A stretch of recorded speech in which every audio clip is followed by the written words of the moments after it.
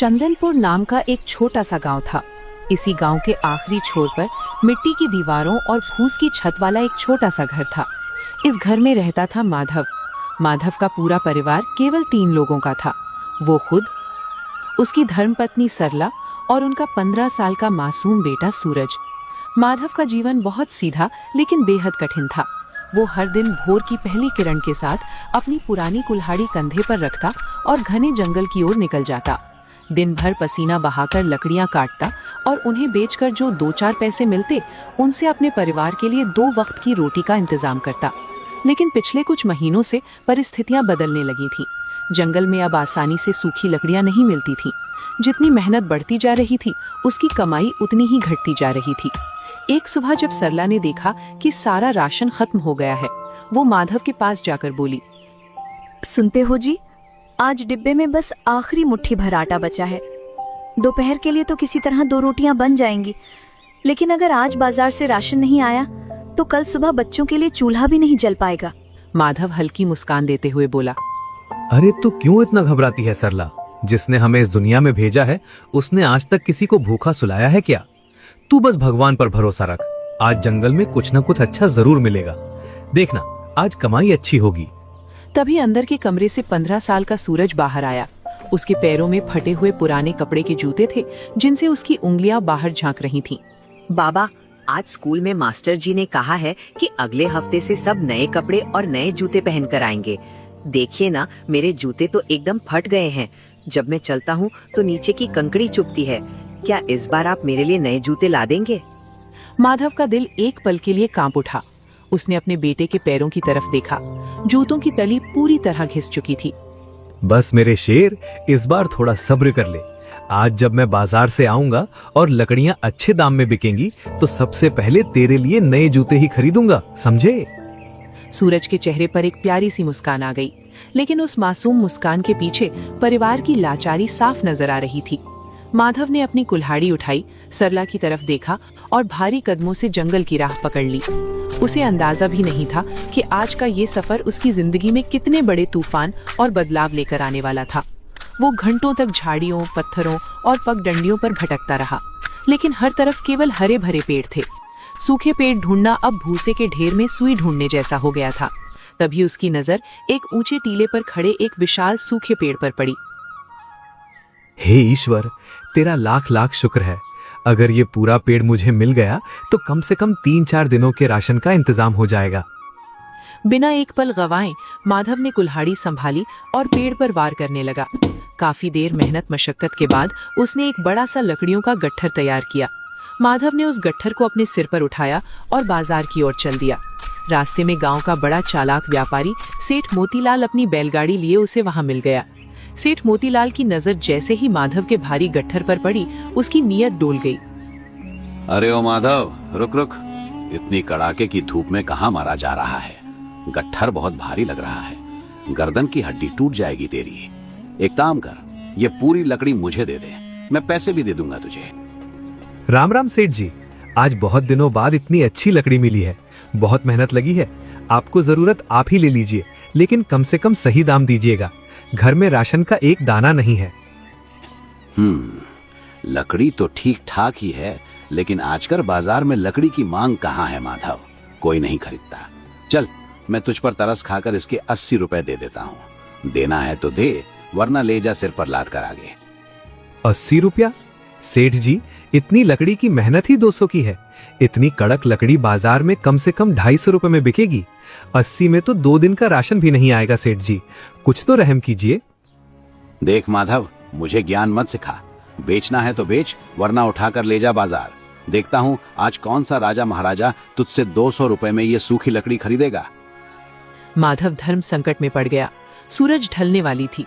अगर वो आगे बाजार जाता और कोई ग्राहक न मिलता तो उसे ये गट्ठर वापस घर लाना पड़ता और आज का पूरा दिन बेकार चला जाता। मजबूरी इंसान से क्या क्या नहीं कराती। अच्छा ठीक है सेठ जी, ना आपकी ना मेरी, 100 रुपए में सौदा तय करते हैं। माधव ने भारी मन से अपनी इतनी मेहनत को केवल 100 रुपए में सेठ मोतीलाल के हाथों में सौंप दिया। सेठ ने जेब से गंदे मैले नोट निकालकर माधव के कांपते हाथों में थमा दिए। शाम को जब माधव बिना राशन के घर लौटा तो उसकी जेब में सिर्फ कुछ सिक्के और 100 रुपए का नोट था। वो चुपचाप चौखट पर बैठ गया। क्या हुआ जी? आप बहुत परेशान लग रहे हो। क्या बात है? और आज भी आप खाली हाथ लौटे हो? क्या हुआ? लकड़ियां नहीं मिली क्या? क्या बताऊं सरला, मैं जब तक लकड़ियां काटता हूं तब तक शाम हो जाती है। आज भी बहुत लेट हो गया तो मैं बाजार पहुंच ही नहीं पाया और फिर आधे दाम में लकड़ियां उस लालची सेठ को बेचनी पड़ी। सूरज कोने में बैठा ये सब देख रहा था। उसने पहली बार महसूस किया कि गरीबी सिर्फ खाली जेब का नाम नहीं है, बल्कि गरीबी उस इंसान के स्वाभिमान और उम्मीदों के रोज टूटने का नाम है। अगली सुबह हमेशा की तरह माधव तड़के ही जंगल निकल गया था। घर के बाहर मिट्टी का चबूतरा था। सूरज स्कूल से लौटने के बाद उदास बैठा था। उसके हाथ में चूल्हे से उठाया हुआ कोयले का एक छोटा सा टुकड़ा था। सूरज ने उस कोयले के टुकड़े से अपने घर की कच्ची मिट्टी की दीवार पर आकृतियां बनाना शुरू कर दिया। उसने बहुत अच्छे चित्र बनाए। तभी वहां से गांव की एक बुजुर्ग दादी गोमती गुजरी। उनकी नजर उस दीवार पर पड़ी तो वे हैरान होकर रुक गईं। अरे वाह रे सूरज, ये चित्र किसने बनाया रे? कितना सुंदर पंछी बनाया है, लगता है अभी उड़ जाएगा। वाह वाह। दादी, ये मैंने ही बनाया है। मेरे पास कॉपी और रंग खरीदने के पैसे नहीं है ना, इसलिए जब भी मन करता है कोयले से दीवार पर बना देता हूँ। बेटा, तेरे हाथों में तो साक्षात सरस्वती माँ का वास है। भगवान करे तेरी ये कला एक दिन तुझे बहुत बड़ा आदमी बनाए। तभी माधव भी वहां आ पहुंचा। उसने अपने बेटे की बनाई तस्वीर देखी और उसकी आंखों में एक अजीब सी चमक आ गई। दादी ठीक कह रही हैं सूरज, मैं चाहे दिन रात कुल्हाड़ी चलाकर अपनी हड्डियां गला दूं, लेकिन तुझे पढ़ाऊंगा जरूर। तू मेरी तरह लकड़ियां नहीं काटेगा, तू बड़ा अफसर बनेगा। बाबा, जब हमारे पास किताबें खरीदने के पैसे ही नहीं होंगे तो मैं पढ़ाई कैसे करूंगा? और आपके हाथों के छाले देखकर मेरा मन पढ़ाई में नहीं लगता। माधव के पास अपने बेटे के इस सीधे और निष्पाप सवाल का कोई जवाब नहीं था। वो केवल खामोश रहकर आसमान की तरफ देखने लगा। कुछ दिनों बाद गांव में एक खबर फैली कि पास के बड़े कस्बे के बाजार में लकड़ियों की बहुत भारी मांग है और वहां व्यापारी अच्छे पैसे दे रहे हैं। माधव ने सोचा कि ये उसकी किस्मत बदलने का मौका है। उसने लगातार 2 दिनों तक दिन रात एक करके जंगल से सबसे बेहतरीन और मजबूत सूखी लकड़ियां इकट्ठी की। उसके पास अब तक का सबसे बड़ा और भारी गट्ठर तैयार हो गया था। सरला, आज लगता है भगवान ने हमारी सुन ली है। इस गट्ठर को अगर कस्बे के बाजार में बेच आया तो कम से कम 600-700 रुपए मिल जाएंगे। सूरज के नए जूते भी आ जाएंगे और घर का राशन भी। वो तो ठीक है जी, पर सावधानी से जाना जी।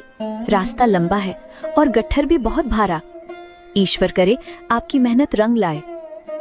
माधव पूरे 5 किलोमीटर पैदल चलकर कस्बे के बड़े बाजार में पहुंचा।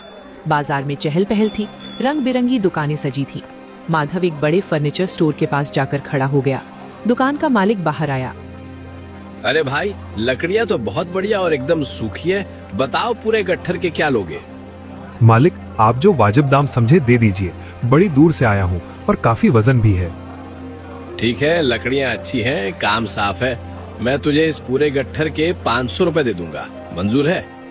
500। ये नाम सुनते ही माधव की आंखें फटी की फटी रह गईं।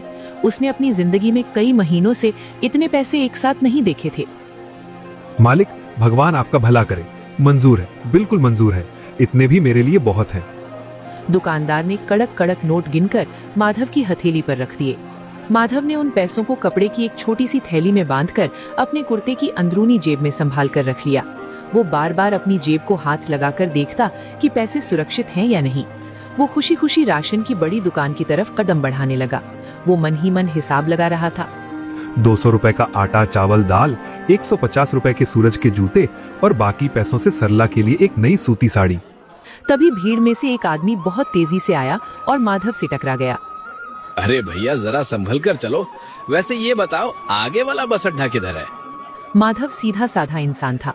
वो रुक गया और उंगली से इशारा करने लगा। भैया, आप सीधे चले जाइए, फिर वहां से जो बड़ा बरगद का पेड़ दिखेगा वहां से दाहिने मुड़ जाना।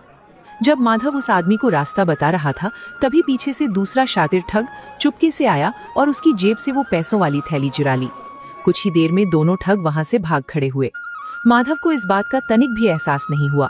जब वो राशन की दुकान पर पहुंचा और सामान का ऑर्डर देने के बाद जेब में हाथ डाला तो उसकी जेब खाली थी। माधव के पैर तले जमीन खिसक गई। उसका पूरा शरीर कांपने लगा। अरे मेरी थैली, मेरे पैसे कहाँ गए? मेरे पैसे कोई है? कोई मेरी मदद करो, मेरी पूरी जिंदगी की कमाई चोरी हो गई। वो बदहवास होकर पूरे बाजार में भागने लगा, लोगों के सामने हाथ जोड़ने लगा। भाई साहब, क्या आपने किसी को मेरी जेब में हाथ डालते देखा? मेरे 500 रुपए थे उसमें, वो चले गए। मेरे बच्चे के जूते और राशन के पैसे थे भाई साहब, कोई तो कुछ बताओ, किसी ने तो देखा होगा। लेकिन उस व्यस्त बाजार में किसी ने उसकी बात पर ध्यान नहीं दिया। कुछ लोग उसे पागल समझकर आगे बढ़ गए तो कुछ ने सहानुभूति में सिर हिला दिया। माधव सड़क के किनारे कीचड़ में बैठ गया। वो फूट फूट कर रोने लगा। हे मेरे मालिक, तूने मेरे साथ ही ऐसा क्यों किया? मैंने कभी किसी का एक पैसा नहीं मारा, फिर मेरी मेहनत का फल क्यों छीन लिया? अब मैं किस मुंह से घर जाऊंगा? अपनी पत्नी और बेटे को क्या मुंह दिखाऊंगा?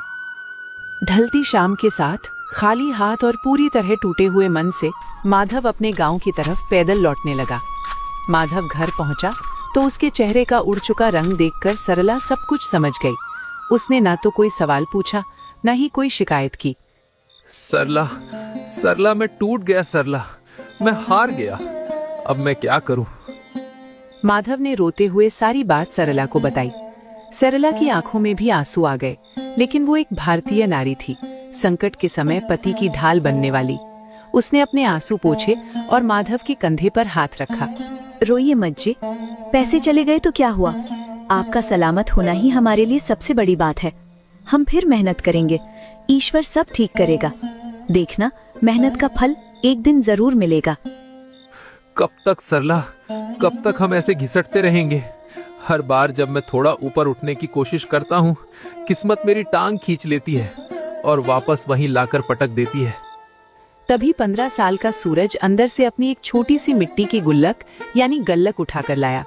उसने गुल्लक की ओर इशारा करते हुए बोला, बाबा ये देखिए, ये मैंने मेले में खाने के लिए मिले पैसों में से बचाए थे। मैं इनसे अपने लिए रंग और कॉपी खरीदने वाला था, लेकिन अभी घर में राशन लाना ज्यादा जरूरी है, इसलिए आप ये ले लीजिए।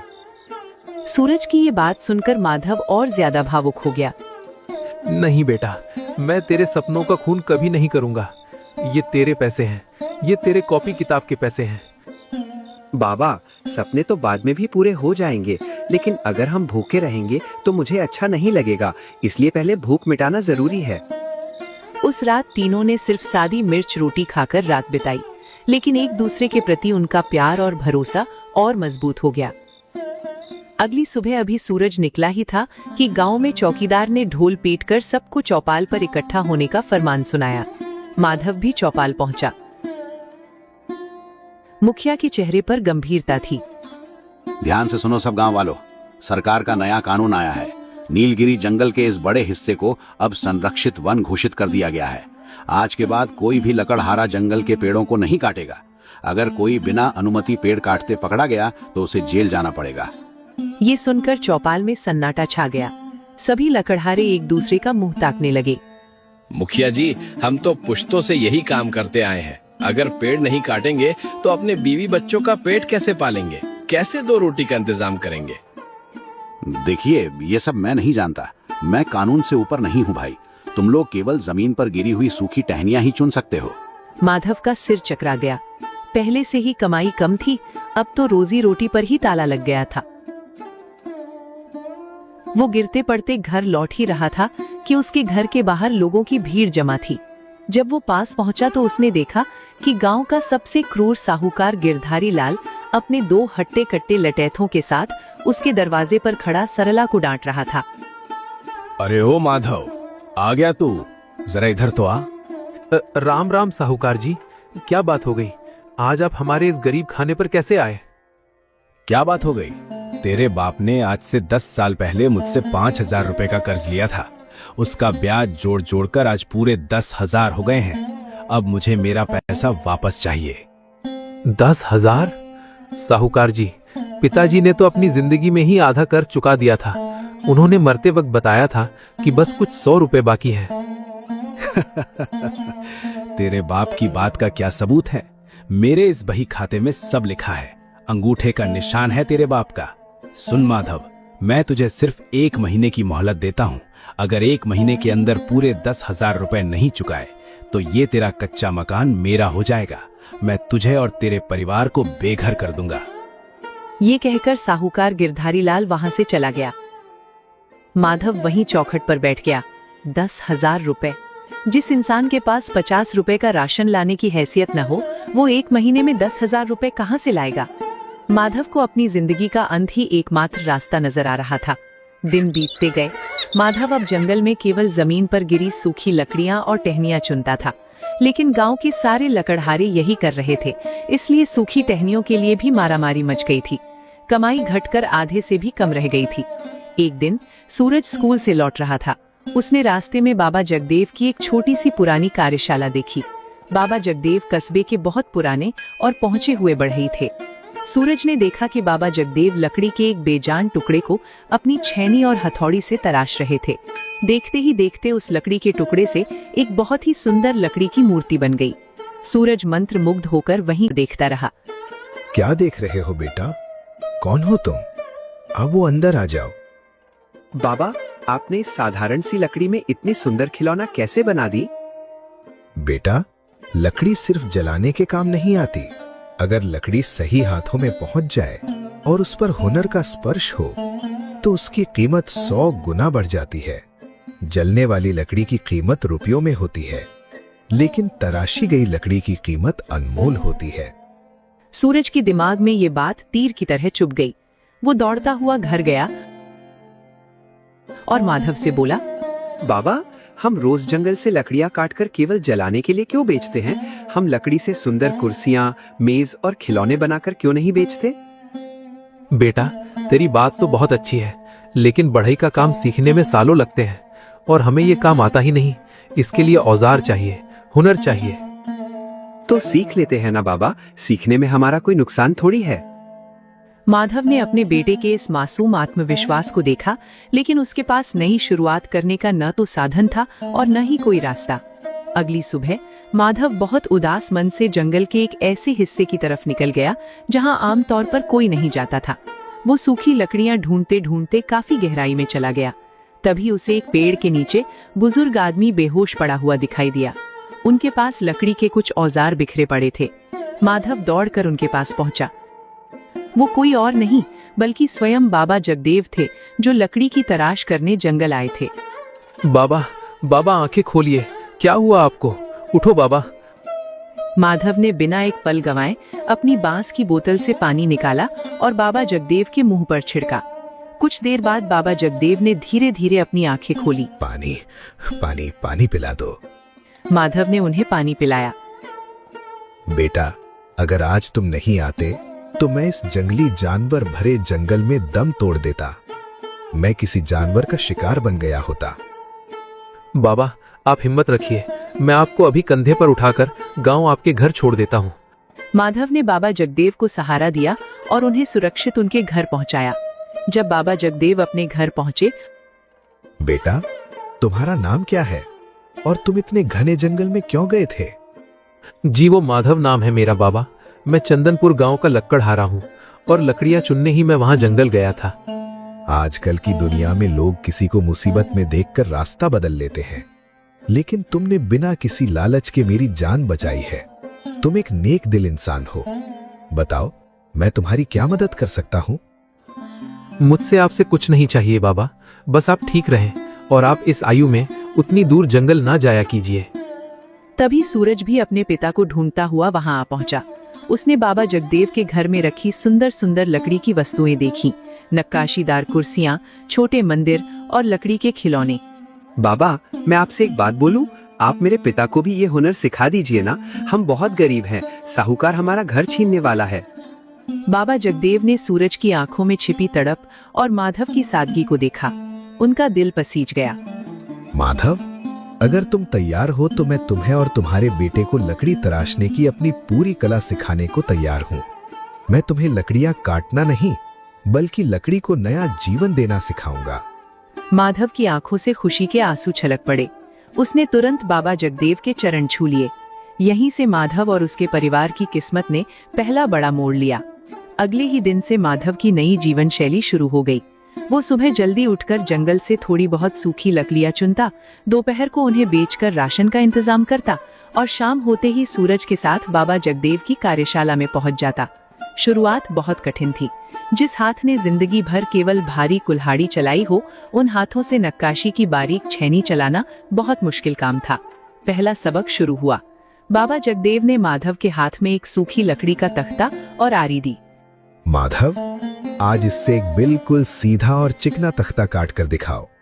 माधव ने अपनी पूरी ताकत लगाकर आरी चलाई, लेकिन ताकत ज्यादा होने के कारण लकड़ी बीच में से टेढ़ी होकर टूट गई। माधव शर्मिंदा हो गया। मुझसे नहीं होगा बाबा, मेरे हाथ बहुत खुरदुरे और भारी हैं। ये कलात्मक काम मेरे बस का नहीं है। माधव, लकड़ी काटने में ताकत लगती है, लेकिन लकड़ी को रूप देने में दिमाग और दिल का धीरज लगता है। कुल्हाड़ी से पेड़ गिराया जाता है, लेकिन छेनी से भगवान की मूरत बनाई जाती है। ताकत मत लगाओ, लकड़ी के रेशों को समझो। माधव ने फिर से कोशिश की। इस बार उसने धीरज रखा। धीरे धीरे आरी सीधी चलने लगी। दूसरी तरफ 15 साल के सूरज का हुनर देखकर बाबा जगदेव दंग रह गए। सूरज के नन्हे हाथों में जैसे जादू था। जब बाबा जगदेव ने उसे छेनी देकर लकड़ी पर एक पत्ता बनाने को कहा, तो सूरज ने कुछ ही मिनटों में लकड़ी पर इतनी सुंदर पत्ती उकेर दी कि लगता था मानो वो सचमुच की पत्ती हो। अद्भुत! माधव, तुम्हारे बेटे के हाथों में ईश्वर का दिया हुआ वरदान है। देखना, ये लड़का एक दिन बहुत बड़ा कलाकार बनेगा। माधव की छाती गर्व से चौड़ी हो गई। महीने भर की दिन रात की कड़ी मेहनत के बाद अब माधव लकड़ी के चिकने तख्ते, मजबूत स्टूल, पूजा की छोटी चौकियां और साधारण मेज बनाने में माहिर हो गया था। वहीं सूरज लकड़ी के खिलौने, पक्षी और सुंदर नक्काशीदार फ्रेम बनाने लगा था। एक दिन बाबा जगदेव ने मुस्कुराते हुए कहा, माधव, अब पानी में उतरने का समय आ गया है। तुमने और सूरज ने जो 2 पूजा की चौकियां और ये लकड़ी का सुंदर हाथी बनाया है, इसे ले जाकर बाजार में बेचो। बाबा, अगर किसी ने नहीं खरीदा तो पूरा दिन भी खराब होगा। ईमानदारी से की गई मेहनत का कोई भी काम कभी व्यर्थ नहीं जाता। जाओ, अपनी मेहनत का मूल्य पहचानो।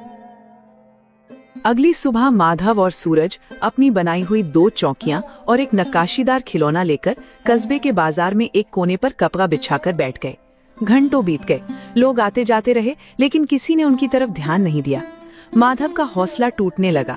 तभी एक सेठ अपनी 6 साल की बेटी के साथ वहां से गुजर रहे थे। बच्ची की नजर सूरज के बनाए लकड़ी के उस नक्काशीदार हाथी पर पड़ी। पापा, पापा, मुझे वो हाथी चाहिए। देखिए ना, कितना सुंदर है। सेठ जी रुके। उन्होंने उस लकड़ी के हाथी को हाथ में उठाकर ध्यान से देखा। उसकी फिनिशिंग और नक्काशी बहुत ही अद्भुत थी। भाई, ये खिलौना किसने बनाया है और इसके कितने पैसे लोगे? बहुत ही अच्छा लग रहा है। मालिक, ये मेरे बेटे ने बनाया है। आप जो सही समझे दे दीजिए, बस बच्ची खुश हो जाएगी। काम बहुत सफाई से हुआ है। शहर की बड़ी दुकानों में ऐसे खिलौने 200 रुपए से कम में नहीं मिलते। ये लो 200 रुपए। सेठ जी ने जेब से 200 का कड़क नोट निकालकर माधव के हाथ में थमा दिया और खिलौना लेकर चले गए। माधव और सूरज एक दूसरे का मुंह ताकते रह गए। वही लकड़ी जिसे जलाने के लिए बेचने पर मुश्किल से 10 रुपए मिलते थे, आज एक छोटे से खिलौने के रूप में 200 रुपए में बिक गई थी। बेटा, शुरुआत तो हो गई, कुछ तो बिका। लेकिन बेटा, अभी तो सिर्फ एक चीज बिकी है। तभी एक बुजुर्ग महिला वहां आई। उन्होंने माधव की बनाई हुई पूजा की चौकी देखी। बेटा, ये चौकी तो बहुत मजबूत लग रही है। शीशम की लकड़ी की है क्या? और देखने में भी अच्छी है। जी माताजी, बिल्कुल खरी लकड़ी है और अपने हाथों से बनाई है। कितने की है? क्या दाम लगा रहे हो इसके? माधव को बाबा जगदेव की बात याद आई। अपने काम को कभी कम मत आंकना। माताजी, 300 रुपए की। अच्छा ठीक है, ये लो 300 रुपए। महिला ने बिना किसी मोल भाव के पूरे 300 रुपए निकाल कर दे दिए। उस दिन शाम को जब माधव और सूरज घर लौटे तो उनकी जेब में 400 रुपए थे। तो सरला की आंखें खुशी के आंसुओं से भर गईं। कुछ ही हफ्तों में माधव और सूरज के काम की चर्चा पूरे कस्बे में होने लगी। लोग अब उनके बनाए स्टूल, चौकियां और खिलौने खरीदने के लिए उनकी छोटी सी दुकान पर लाइन लगाने लगे थे। लेकिन जहां तरक्की होती है वहां ईर्ष्या करने वाले भी पैदा हो ही जाते हैं। उसी बाजार में व्यापारी जगन्नाथ की एक बहुत बड़ी फर्नीचर की दुकान थी। जगन्नाथ शहर से घटिया और सस्ती लकड़ी के बने रेडीमेड फर्नीचर लाकर महंगे दामों में बेचता था। जब उसने देखा कि उसके कई पुराने ग्राहक अब उसकी दुकान छोड़कर माधव की ईमानदारी और मजबूती से बने सामान को तरजीह दे रहे हैं तो उसका खून खौल उठा। अरे ये मामूली लकड़हारा मेरी छाती पर मूंग दल रहा है। अगर इसे अभी नहीं रोका गया तो ये मेरी पूरी दुकान बंद करवा देगा। मैं तो सड़क पर आ जाऊंगा। सेठ जगन्नाथ माधव के खिलाफ योजना बनाने लगा। इसी बीच गांव के सरकारी स्कूल के नए प्रधानाध्यापक शर्मा जी को स्कूल के बच्चों के लिए 50 नई बेंचें और 40 मेजें बनवानी थीं। वे सबसे पहले व्यापारी जगन्नाथ की दुकान पर गए। राम राम सेठ, मुझे अपनी स्कूल के लिए 50 बेंच और 40 मेज चाहिए, तो क्या तुम मंगवा दोगे? और ये भी बता दो कितने पैसे लोगे? देखो शर्मा जी, इतना सारा सामान मैं बाहर से मंगाएंगे, इतनी मेहनत लग जाएगी तो इसके पूरे 60,000 रुपए लगेंगे। जगन्नाथ ने 50 बेंचों और मेजों के लिए 60,000 का भारी भरकम बजट बता दिया, जो स्कूल के बजट से बहुत ज्यादा था। शर्मा जी निराश होकर लौट रहे थे कि उनकी नजर माधव की छोटी सी दुकान पर पड़ी।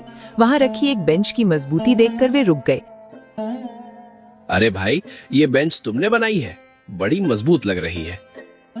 जी साहब, अपने हाथों से बनाई है, एकदम पक्की लकड़ी की। परख लीजिए आप। काम अच्छा है, लेकिन मुझे अपने स्कूल के बच्चों के लिए 50 बेंचें और 40 मेजें बनवानी है।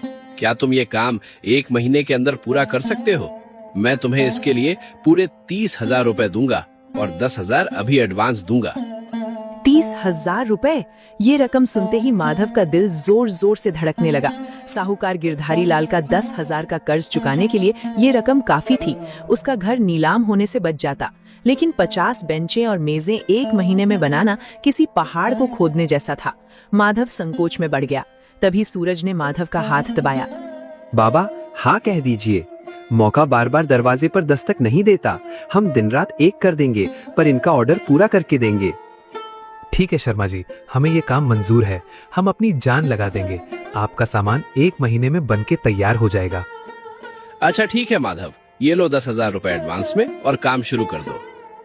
इसके बाद शर्मा जी वहां से चले गए। माधव, सरला और सूरज तीनों खुशी खुशी घर लौटे और काम में जुट गए।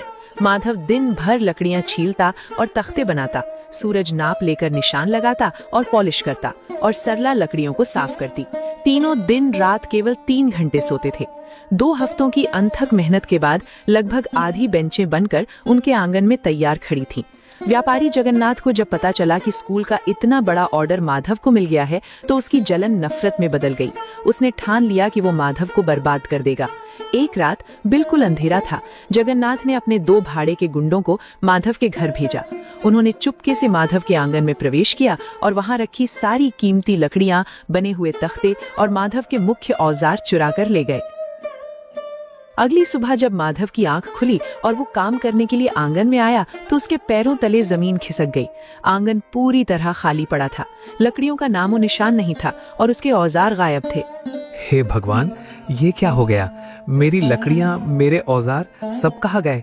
क्या सब चोरी हो गए? नहीं, ऐसा नहीं हो सकता। सरला और सूरज दौड़ते हुए बाहर आए। आंगन का दृश्य देखकर सरला बिलक बिलक कर रोने लगी। हे ऊपर वाले, हमारे साथ ही ऐसा क्यों होता है? अब हम शर्मा जी को समय पर बेंचें कैसे देंगे? साहूकार हमारा घर छीन लेगा। माधव अपनी किस्मत पर रोता हुआ मिट्टी पर बैठ गया। पूरी मेहनत एक ही झटके में पानी में मिल चुकी थी। माधव की चोरी की खबर आग की तरह पूरे चंदनपुर गांव में फैल गई। तभी वहां बाबा जगदेव और गांव के सरपंच जी पहुंचे। माधव सिर झुकाए बैठा था। बाबा, लगता है मेरी तकदीर में सिर्फ रोना ही लिखा है। अब मैं शर्मा जी के पैसे कैसे लौटाऊंगा? मेरे मन में एक उम्मीद जगी थी, अब वो भी टूट गई। तभी कुछ ऐसा हुआ जिसकी उम्मीद किसी को नहीं थी। गांव का एक गरीब किसान अपनी बैलगाड़ी लेकर माधव के घर के सामने आकर रुका। उसने गाड़ी में से सूखी लकड़ी के 3 बड़े गट्ठर उतारे। माधव भाई, हिम्मत मत हारो। ये मेरे खेत के किनारे गिरे हुए नीम के पेड़ की लकड़ी है। ये मेरे किसी काम की नहीं है। तुम इसे रख लो और अपनी बेंचें बनाओ। तभी गांव का एक दूसरा कुम्हार दौड़ता हुआ आया। माधव, मेरे पास कुछ पुराने औजार और रंदा पड़ा है, तो इनसे काम शुरू कर। देखते ही देखते पूरे गांव के लोग आगे आने लगे। किसी के पास जो भी लकड़ी, औजार या रस्सी थी, उसने माधव के आंगन में लाकर रख दी। माधव की आंखों से आंसुओं की धारा बहने लगी। देखा माधव, ये तुम्हारी बरसों की सच्चाई, सादगी और ईमानदारी का फल है। जो इंसान दूसरों का दिल जीतता है, भगवान पूरी दुनिया उसकी मदद के लिए खड़ा हो जाता है। माधव का टूटा हुआ हौसला फिर से लोहे जैसा मजबूत हो गया। पूरा गांव मिलकर काम में जुट गया। हथौड़ियों और आरियों की आवाज से माधव का आंगन गूंजता रहता। आखिरकार तय सीमा से 2 दिन पहले ही 50 मजबूत बेंचें, 40 मेजें और 5 अतिरिक्त सुंदर स्टूल बनकर पूरी तरह तैयार हो गए। प्रधानाध्यापक शर्मा जी जब सामान का निरीक्षण करने आए तो वे दंग रह गए। लकड़ी की मजबूती, फिनिशिंग और सूरज की बनाई हुई नक्काशी इतनी बेहतरीन थी कि वैसी बेंचें शहर के बड़े बड़े कॉन्वेंट स्कूलों में भी नहीं थीं। अद्भुत माधव, तुमने जो काम किया है उसकी जितनी तारीफ की जाए कम है। ये लो, तुम्हारे काम के बाकी बचे 20,000 रुपए, और ये कुछ ज्यादा भी रख लो इनाम के नाम पर। अगली सुबह साहूकार गिरधारी लाल अपने लठैतों के साथ माधव के घर पहुंचा। उसकी 1 महीने की दी गई मोहलत आज खत्म हो रही थी। वो मन ही मन खुश हो रहा था कि आज माधव का घर उसके नाम हो जाएगा। क्यों वो माधव, 1 महीना पूरा हो गया। ला मेरे 10,000, वरना खाली कर ये मकान। आज से ये मकान मेरा हुआ। माधव बिना कुछ बोले अंदर गया। उसने कपड़े की थैली निकाली और साहूकार गिरधारी लाल की मुंह पर दे मारी।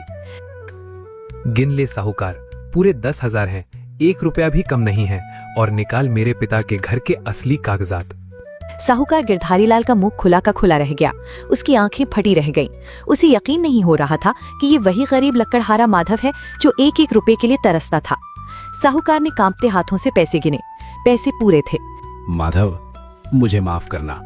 मुझे लगता था कि तू कभी ये कर्ज नहीं चुका पाएगा, लेकिन आज तूने साबित कर दिया कि इंसान पैसे से नहीं, अपनी मेहनत और नीयत से बड़ा होता है।